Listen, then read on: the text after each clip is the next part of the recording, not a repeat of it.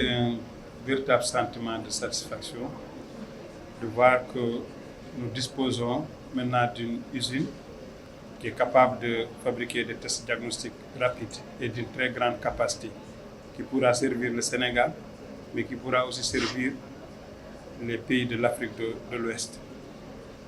Et cela est d'autant plus important que ça correspond à la vision de l'État en matière de souveraineté pharmaceutique, mais de souveraineté sanitaire.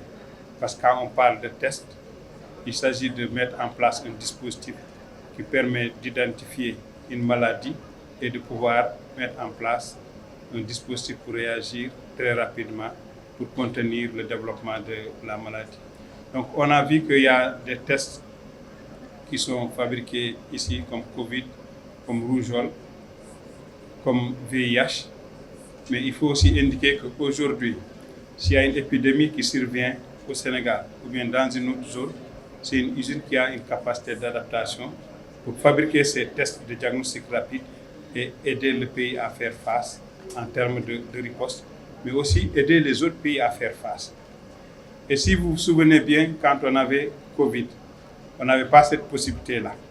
On était dépendant de l'extérieur. Donc il fallait attendre que les autres pays qui fabriquent ces tests diagnostiques rapides se servent avant qu'ils nous envoient. Mais maintenant, je pense qu'on n'a pas besoin d'attendre.